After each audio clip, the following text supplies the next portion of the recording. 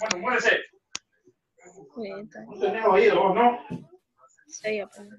5, 6. ¿Qué es eso?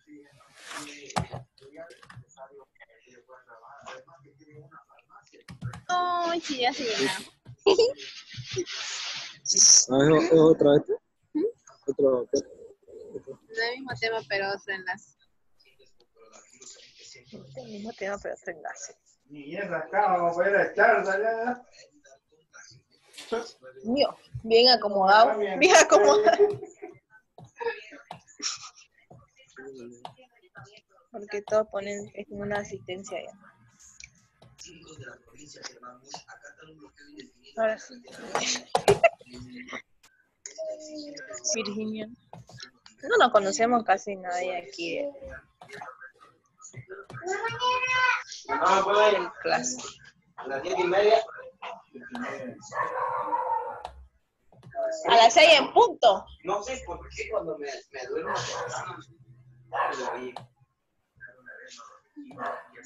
Anoche me dormía a las 8:30, creo.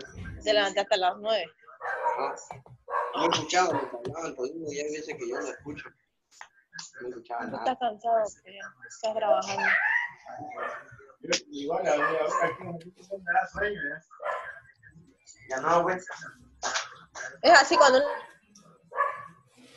Bien, ya volvimos. Entonces, el impétigo, como les decía, ya son ampollas que aparecen en cualquier parte del cuerpo. Ya, en este caso, esta es tal vez la imagen más típica de un impétigo. Esa de ahí. ¿Ya?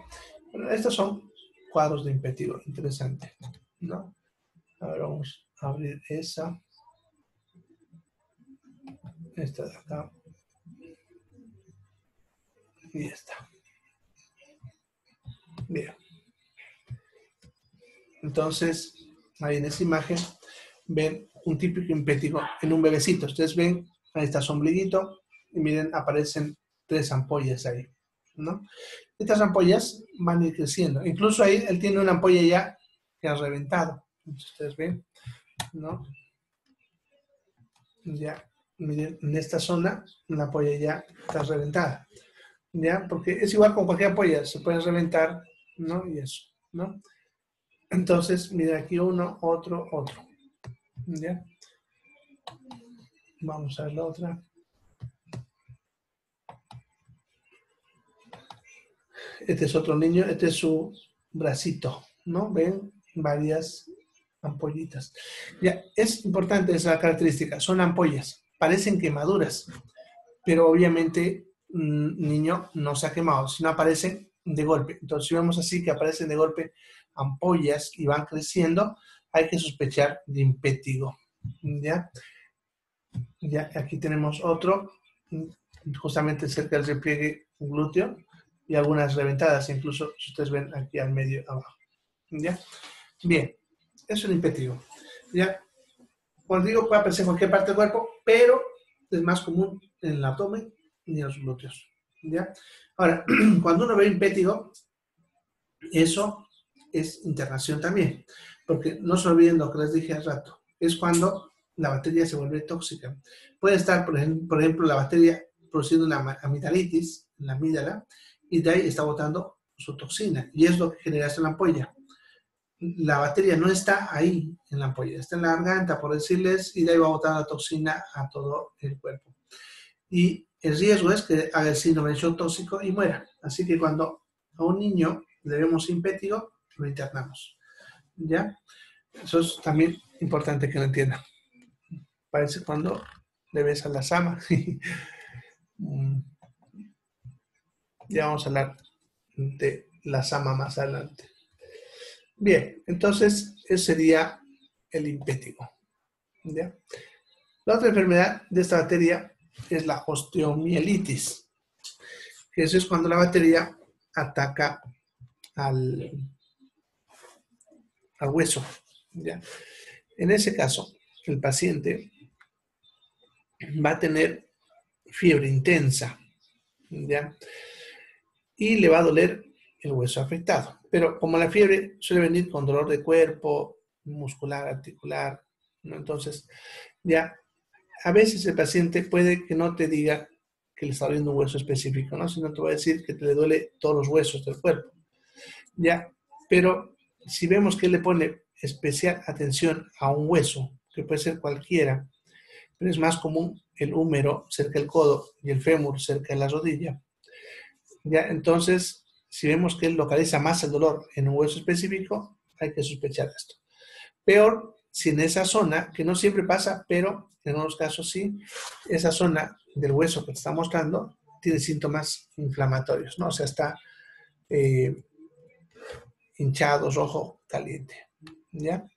Bien, entonces la osteomielitis se va a caracterizar porque el paciente se va a quejar de dolor de un hueso por forma específica, ¿ya? En algunos casos pudiese llegar a lo que es la fractura patológica. Llamamos fractura patológica cuando el hueso se rompe sin motivo, ¿ya? Significa que ese paciente está girando en la cama por decirse y ¡pum!, se quiebra el hueso. Es fractura patológica. O sea, fracturas que no son por trauma, ¿no? O sea, por golpes, ¿ya? Bien.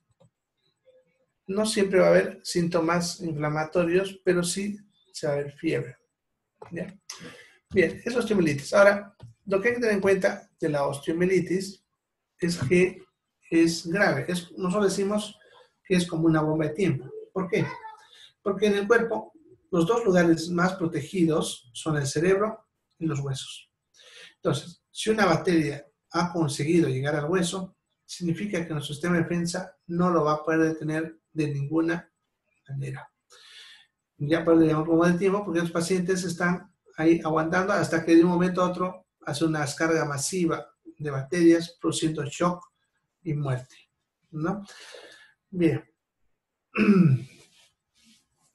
Como parte del tratamiento de la osteomielitis, como vamos a hacer, además de los medicamentos, que vamos a hacer más al rato, en la osteomielitis siempre hay que operar y abrir el hueso, ¿ya? Porque dentro del hueso se hace como pus, como si fuese un absceso.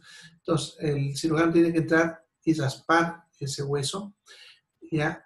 Y en algunos casos incluso poner refuerzos, porque como decía al rato, ese hueso se puede llegar a romper, ¿no? Y en caso de que se rompa, pues también ya se va a entrar a operar, limpiar y todo lo demás. Bien, esa sería entonces la osteomielitis. Y la última enfermedad de esta materia es el síndrome del shock tóxico. Y eso ocurre cuando hay descarga masiva de la toxina hacia el torrente sanguíneo y eso va a hacer que el paciente entre en shock. Eso significa que el flujo sanguíneo en todo el cuerpo se reduce. O sea, en otras palabras, una mala circulación de la sangre por todo el cuerpo. Y eso va a llevar a esos síntomas que ven ahí, ¿no? El paciente va a tener estados alterados de la conciencia, eso significa que está somnoliento, hormiguilado, confundido. Va a tener taquicardia, que es un síntoma clave, el corazón le va a latir más rápido de lo normal. Se va a empezar a bajar la presión, eso es hipotensión arterial. Se va a poner pálido y frío. Y eso también es clave. Imagínense que el paciente estaba, vámonos, con neumonía, ¿no? Y entonces significa que tenía que estar con fiebre alta. Ya, si vamos a un analgésico, la temperatura va a bajar, pero se va a mantener dentro de lo normal. En cambio, cuando está con síndrome del shock tóxico, ya el paciente de golpe se invierte su temperatura de estar con fiebre, de golpe se va a poner más frío de lo normal. Y eso siempre nos tiene que llamar la atención cuando es el síndrome del shock tóxico. ¿Ya? Y una de las mejores maneras de poder reconocer un shock, que sirve esto que os voy a explicar para cualquier tipo de shock, no solamente para el tóxico que estamos viendo, sino para cualquier otro tipo de shock, que es evaluar el retardo del llenado capilar. Es una prueba facilita, y para eso que hay que hacer es agarrar un dedo del paciente y apretar sobre la uña, contar mentalmente hasta 2 y soltar. Ya tenemos que ver el color de la uña. Ya al apretar, pues ustedes hacen ahorita, se apretan, van a ver que se pone pálida su uña. A los 2 segundos, ustedes lo sueltan y tienen que contar cuántos segundos tarda en volver a recuperar su color. ¿Ya? Si tarda más de 2 segundos en recuperar su color, es que hay un retraso del llenado capilar. Y eso es diagnóstico para el shock, principalmente si tiene esos síntomas que ven ahí. ¿Ya? Bien, entonces esas son las enfermedades producidas por el estafilococo. ¿Ya? Ahora, en cuanto al tratamiento, podríamos usar penicilinas, pero el problema es que esta bacteria fácilmente se vuelve resistente a los antibióticos y ya se volvió resistente a las penicilinas. Por lo tanto, las penicilinas comunes no funcionan con esta bacteria. Para esta bacteria hay que usar penicilinas que se crearon justamente con el objetivo de bloquear a estas que son resistentes a las penicilinas.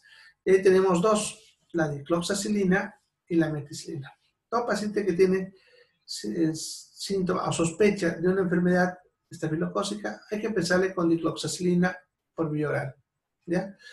Ya en caso de que sea resistente, alérgico, ya podemos usar los otros tres que están en la línea abajo, que serían lincomicina, clindamicina y vancomicina. Estos no son drogas que se usan de entrada porque suelen tener efectos adversos que requieren valoración clínica. Significa, en otras palabras, que hay que internarlo al paciente para poder usar esos antibióticos. ¿Ya? Pero con eso va a curar. ¿Ya? En caso de que le dé el síndrome del shock tóxico, ya, además de antibiótico específico, ya hay que hacer tratamiento para el shock, ¿no? Significa ponerle vía, suero, subirle su presión arterial, etc. ¿Ya? Bien, entonces sería el estafilococo. ¿Ya? ¿Alguna pregunta sobre el estafilococo? ¿Preguntas?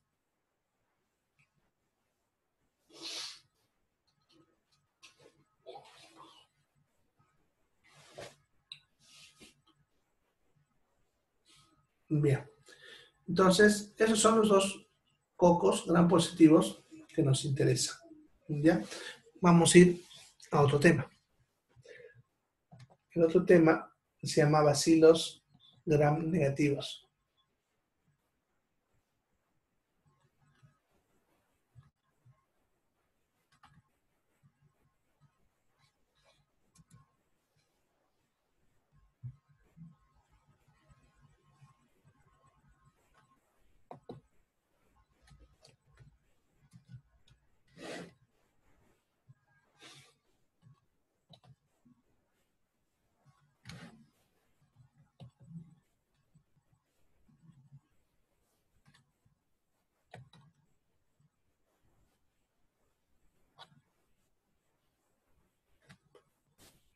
Se puso lento el internet.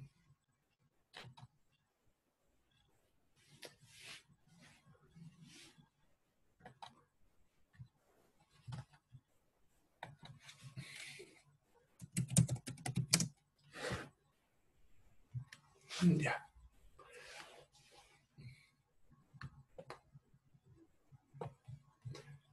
Bien, entonces vamos a ver los bacilos gram negativos y vamos a empezar con la Escherichia coli.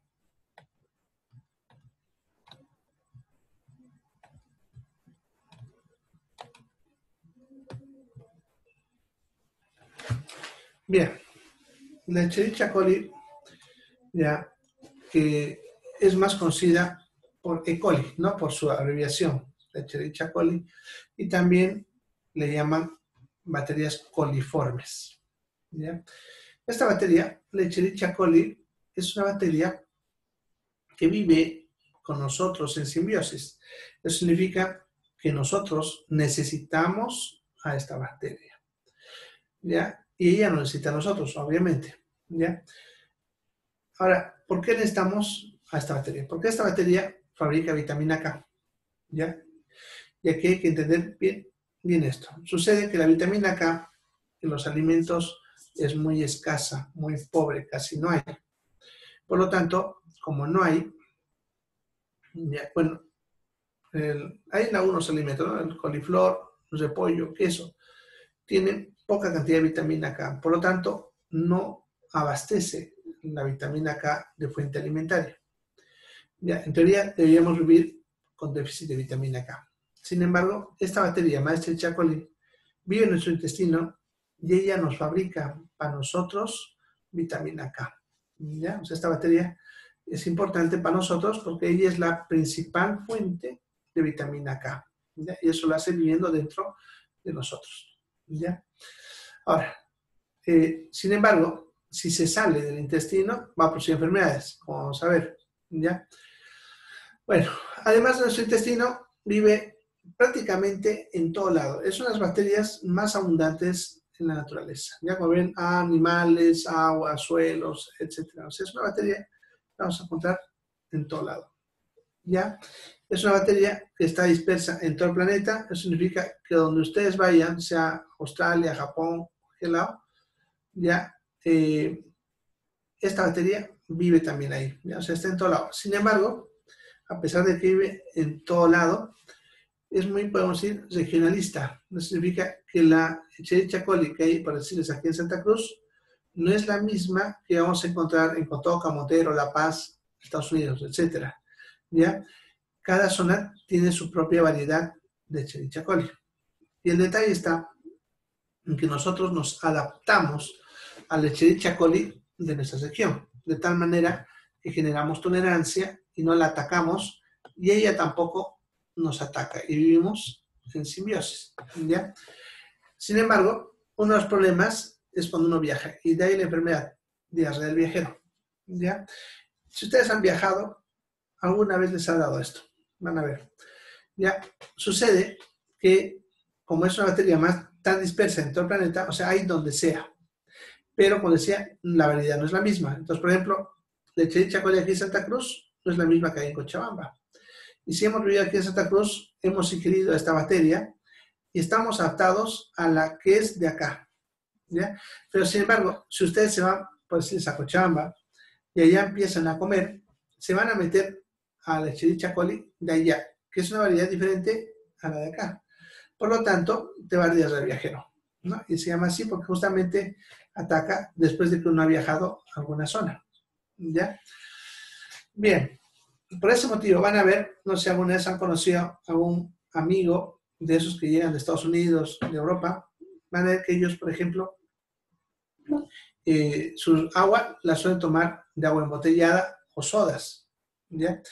Ellos no te van a recibir que vos les invites para decirles una sopa de maní, lo que sea que le invitemos, ellos no te van a recibir, y tampoco refrescos. Ellos solamente te van a tomar refrescos embotellados, como la Coca-Cola y otro, y comidas enlatadas, ¿ya? Para evitar enfermarse de eso. Porque imagínense, ustedes mismos, pónganle que viajen a Alemania por cualquier motivo, van a gastar cerca de $4,000 en el pasaje, estadía, y eso que estoy dando un precio bajo, ¿no?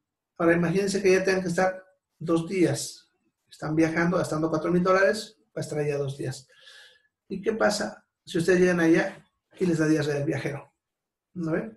Van a estar encerrados en su hotel y no van a hacer nada esos 2 días. Entonces, para ustedes ha sido una tremenda pérdida, ¿no? Y de ahí el cuidado de esta enfermedad. Ya, por eso decía, los extranjeros cuando llegan aquí no te aceptan nada porque saben y no quieren enfermar de esto. Claro que si vos te vas a quedar a vivir definitivamente en una zona, como yo digo, de una vez que te dé, ¿no? Porque te tienes que adaptar.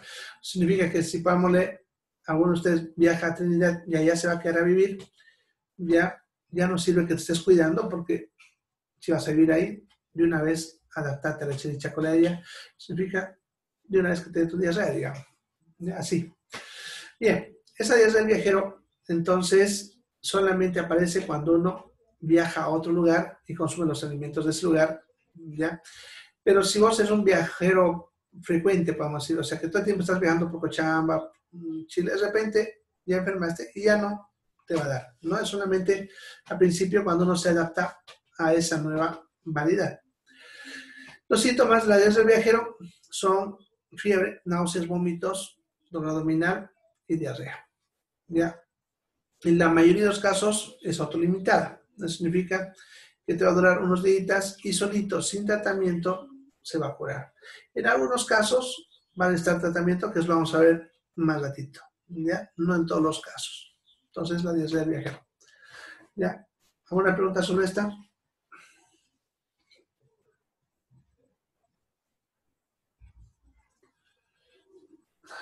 Bien.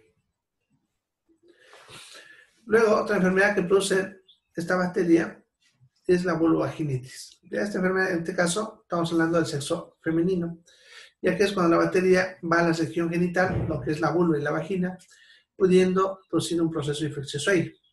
En este caso, se va a caracterizar porque la paciente va a tener secreción transvaginal de grado variable.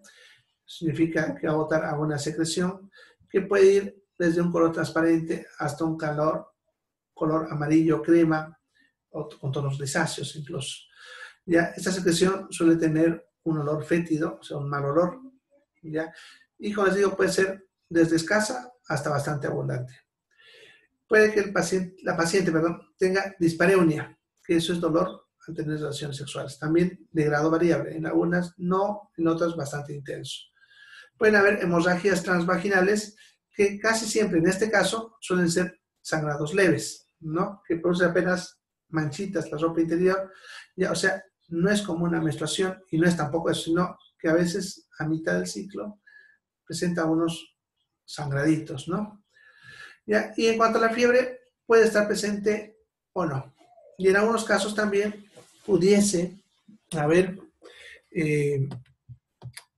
síntomas inflamatorios en la región genital, ¿no? Ya, significa que la región se ponga roja, caliente, dolorosa, hinchada. ¿Ya? Bien. A ver, vamos a ver. Ahora,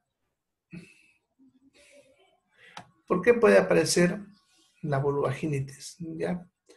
Tiene que ver con una característica anatómica en la mujer. ¿Ya? No se olviden que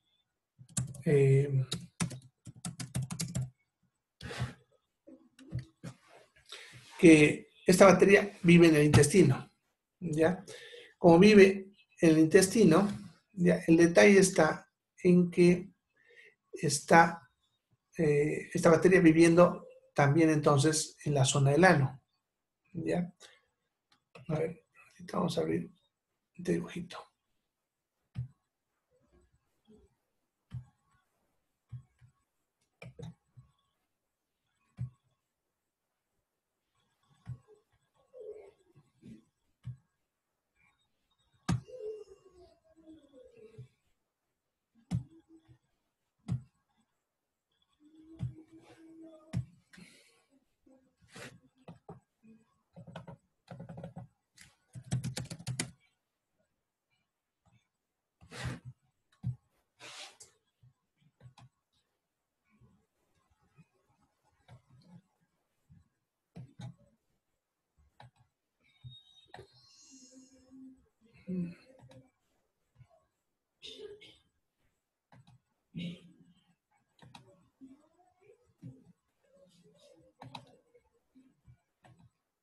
Ya, acá.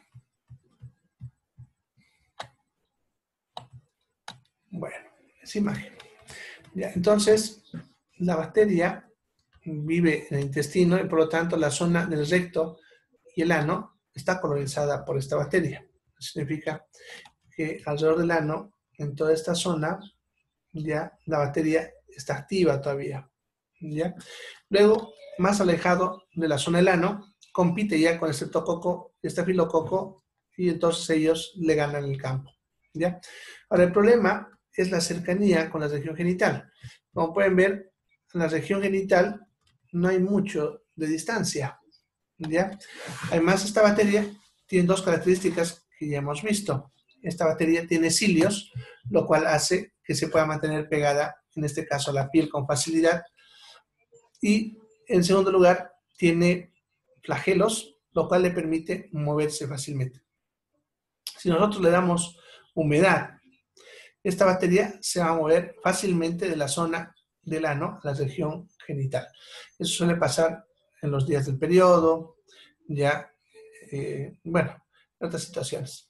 Ya, es más frecuente en las niñas cuando están aprendiendo a ir al baño, ya que a veces ellas se limpian al revés. Normalmente, para evitar esta bacteria, ya la limpieza en la región genital después de hacer las necesidades debe ser de adelante hacia atrás, así, ¿no? Para que así se arrastren las bacterias hacia el otro lado. Pero a veces las niñas cuando están aprendiendo lo hacen al revés y entonces llevan las bacterias de esta zona a la región genital y eso puede favorecer esto, ¿no? También hay un parásito llamado Oxyurus, que es un gusanito que vive en el recto y que puede salir a poner sus huevos y al salir puede llegar a la región genital y mover también la bacteria en su cuerpo, ¿ya? Entonces así la bacteria puede llegar con facilidad a esta zona, ¿ya? Bien, esa sería la vulvovaginitis. Otra enfermedad producida por esta bacteria son los abscesos, que ya saben que esos son los puchichis, ¿no? Pero en este caso, como no es una bacteria que vive en todo lado, sino los puchichis en este caso suelen estar alrededor del ano, ya en esa zona, ya por la cercanía, ¿no? Entonces, un absceso en esa zona, casi siempre hay que sospechar de esta bacteria.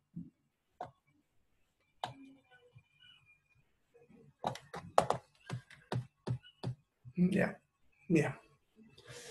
Luego tenemos las infecciones del tracto urinario, que se llaman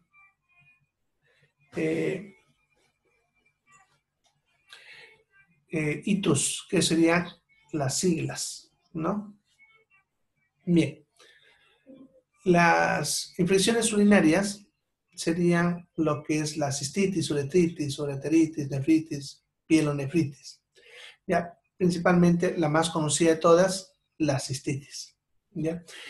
Ese tipo de enfermedad se va a caracterizar porque la paciente va a presentar polaquiuria, que eso es orinar a cada ratito, ¿ya? Orinar con más frecuencia de lo normal. Eso le llamamos polaquiuria. Tenerlo vesical es las ganas de orinar, ¿no? Solamente las ganas. Entonces, la paciente a veces tiene ganas de orinar a cada rato, aun cuando no orine, ¿no? Eso le llamamos tenesmo vesical. La disuria es dolor o ardor al orinar. La urgencia miccional es cuando vienen ganas de orinar de forma desesperada, ¿no? Así como cuando uno se está aguantando todo el día y de pronto llega un momento en que ya no se puede uno aguantar más, ¿no? Pero en este caso, puede que la paciente acabe de orinar y a los 10 minutos otra vez tiene ganas, pero así con urgencia, como si no haya orinado desesperadamente. Eso llamamos urgencia miccional, ¿ya? Estos síntomas pueden estar o no de forma variable. Algunas mujeres pueden tener solamente polaquiuria de repente y disuria, o el uno o el otro, ¿ya? Variable. La fiebre también no siempre está presente, es más, en la mayoría no hay fiebre, ¿ya? Y luego puede haber dolor en hipogastrio y fosas lumbares, que también no es un síntoma frecuente. El hipogastrio es la zona que le decimos el bajo vientre, ¿ya? Y las fosas lumbares es la espalda donde decimos los riñones, ¿ya? Puede dolerle en cualquiera de estos lugares, pero no es un síntoma frecuente, ¿ya? No siempre está presente. De todas maneras, un paciente que está con fiebre, orinando a cada rato y le duelen alguna de estas partes, sí es sospechoso de una infección urinaria, ¿ya? De los que estamos viendo.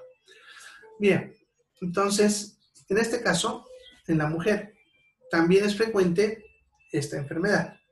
Por el mismo motivo que les acabo de explicar ahorita, ¿no? Por el hecho de que esta bacteria vive en el ano y de ahí hacia la región genital es un espacio muy cortito y de ahí puede llegar a la uretra y fácilmente subir por la uretra hasta la vejiga, ¿ya?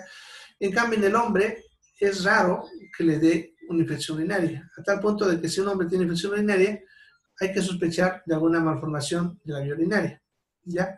Ya que en el hombre es difícil que esta bacteria llegue a la vía urinaria, ya que se dan cuenta de lo que es el meato uretral externo, que es lo que está en el glande, en la punta del pene, de ahí hacia el ano, es una tremenda distancia con la bacteria. Es muy difícil que la bacteria llegue a este punto. Y si llegase, la uretra es larga. En el caso de la mujer es de 3 a 5 centímetros, por lo tanto esa bacteria puede subir por la uretra. En cambio el hombre, la uretra mide de 16 a 20 centímetros, lo cual hace que sea bastante difícil que la bacteria avance, ¿no? Ya que si está subiendo por ahí y orinamos, pues la bota la bacteria, ¿ya? Así que no llegaría. Por eso es rarísimo que ocurra esta enfermedad en sexo masculino, pero es frecuente en la mujer, a tal punto que toda mujer ha tenido alguna infección urinaria en su vida, ¿ya? Bien, ¿alguna pregunta sobre esta enfermedad? ¿Preguntas?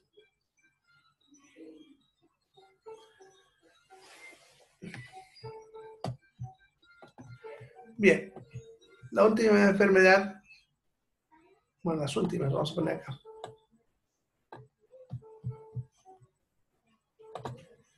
Conjuntivitis pudiese producir, pero es raro. Infecciones hospitalarias, más que todo, contaminación de heridas. Y se suele deber al hecho de que el personal de salud no se ha lavado las manos y así puede haber contaminado la herida, ¿ya? Bien, después vamos a hablar de las conjuntivitis y eso. En cuanto al tratamiento, se va a usar de preferencia la ciprofloxacina o algunos de sus derivados, como la norfloxacina, la levofloxacina, el ácido naridíxico, etc. Ya, son los ideales para este tipo de bacteria. El cotrimoxazol es una buena alternativa, funciona bien, es más barato y es el ideal en niños, ¿no? Ya que la ciprofloxacina, por si acaso, no se da en menores de 14 años. Entonces, en ese caso, usamos el cotrimoxazol. Y la amicacina y la gentamicina, que son inyectables, lo usamos solamente si la bacteria se ha vuelto resistente a cualquiera de las otras dos, ¿ya? Ahora, este tratamiento lo podemos usar de forma oral o inyectable, dependiendo de las circunstancias, ¿no? Ya, el caso de la diarrea del viajero, dependiendo de la gravedad. Normalmente has hecho que es mejor que la persona se adapte si es que va a estar viajando constantemente, ¿ya? Y se va a curar solo, así que no necesita hacerle ningún tratamiento, solamente vigilar que no se deshidrate, nada más, ¿ya? Pero si está muy agresivo, pudiese darse alguna de estas drogas de acá, ¿ya? Bien, ¿alguna pregunta sobre esta materia? ¿Preguntas? Bien.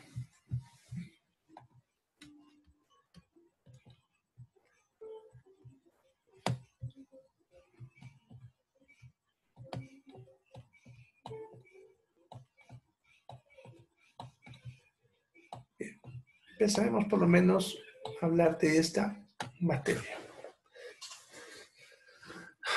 Bueno, salmonelas SP, ya saben que SP significa que son varias especies. En este caso está la salmonela typhi, la salmonela typhimurium, Dysenteriae, etc. ¿Ya? Todas producen lo mismo, pero la salmonela typhi es la más agresiva de todas, ¿ya? Esta bacteria vive en el intestino de algunos animales, principalmente aves, ¿ya? El pollo, el pato, etc. ¿Ya? Hay salmonelas que producen enfermedad a las aves, o sea, los patos, los pollos los pueden matar. Pero también hay salmonelas que viven en su intestino, de ellas como algo normal, ¿ya? Entonces, no se puede saber realmente si es una bacteria normal o no del intestino de las aves, pero sí puede estar presente en algunas de ellas. ¿Cómo nos va a llegar a nosotros? Bueno, el proceso es bastante interesante y es importante entenderlo. ¿Ya? No se olviden que vive intestino del ave. Entonces, cuando se mata al pollo, por ejemplo, para procesarlo, después de sacar las plumas, se le abre un orificio, ¿ya? Y se saca con la mano las tripas, el intestino, ¿ya? Si alguna vez han visto el intestino del pollo, es bien delgadito, es transparente. Y a veces en este proceso se puede romper. Si se rompe, contaminaría la carne, ¿ya? Ahora, esa carne contaminada con salmonela puede llegar a la casa. Al hacerlo cocer ese pollo, la bacteria muere. En otras palabras, comer pollo es seguro, ¿ya? No se contagiaron por el pollo, ¿ya? Porque la bacteria va a morir. El problema está en la mano de la persona que cocinó ese pollo, ¿ya? Ya que ese pollo llegó con la bacteria en la carne cruda y contaminó la mano de la persona que estaba preparando ese pollo. El pollo, como decía, al hacerlo cocer, se vuelve seguro, porque muere la bacteria. Pero la mano de esa persona que estaba contaminada con salmonela puede mover a la bacteria y contaminar de repente algún alimento que ya esté listo para servir, ¿no? Entonces, si, por ejemplo, esa persona, después de agarrar ese pollo, luego agarra, póngale un cucharón o algo así, y luego agarra otra cosa, entonces con su mano está esparciendo la bacteria por todo el lugar. Y por más que se lave las manos, luego de eso, ya va a mover a la bacteria de repente al alimento que ya está listo. Póngale que estaba haciendo sándwich de pollo y va a ir a cortar el pan. Entonces mueve la bacteria a ese pan y entonces así va a llegar a nosotros. Por lo tanto, el lavado de manos debe ser antes y constantemente en el proceso de los alimentos. ¿Ya? Bien, eso vamos a hablar mañana. ¿Ya? Ahora, la otra forma que puede llegar a nosotros es a través del huevo. Pero el huevo, igual que el pollo, es seguro. Lo que pasa es que la gallina pone el huevo a través de un conducto llamado oviducto, que es el mismo lugar por donde feca y por donde orina. Por lo tanto, la cáscara de huevo siempre sale contaminada por salmonela. ¿Ya? Eso cuando llega a la casa, al momento de quebrar el huevo, ¿ya? La mano puede quedar contaminada.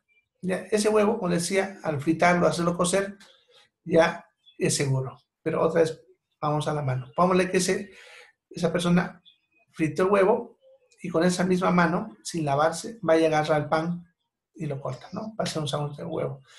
Y entonces así movió la bacteria de la cáscara al pan. Y así nos contamina y así nos pasó la bacteria. Ya, eso que les acabo de explicar son las dos principales formas de cómo la bacteria llega a nosotros. Pero también puede llegar a través de vectores, principalmente moscas.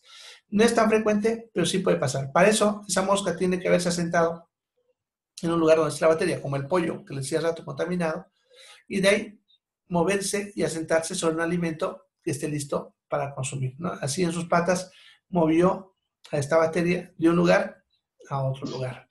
¿Ya? Es la forma como llega esta bacteria a nosotros. ¿Ya? No tiene nada que ver, como han de escuchar por hablar por ahí, con la lechuga o la frutilla, pobre, que hay gente que ni quiere comer frutilla ni lechuga porque escuchó que se puede contagiar de esto, lo cual no es cierto. ¿Ya? Bueno, de todas maneras eso lo vamos a hablar mañana cuando hablemos de prevención, para entender sobre esta bacteria, que es muy frecuente. ¿Ya? Bien, ahí quedamos entonces por hoy. ¿Ya? El horario, de repente, ya estoy analizando ahorita algunos datos por cuestiones técnicas, se mueva a las 19, o sea, en punto, a las 7 en punto. Estamos empezando a ver 7 y 10, y de repente lo mueva a las 7 en punto. Todo lo demás es igual, solamente daríamos 10 minutos y terminaríamos obviamente 10 minutos antes. Ya, pero eso todavía lo estoy analizando cómo lo voy a hacer. Ya mañana les informo bien cómo se hace eso, cómo vamos a hacerlo, perdón. Ya, bien. Entonces, si hay alguna pregunta antes que nos despidamos.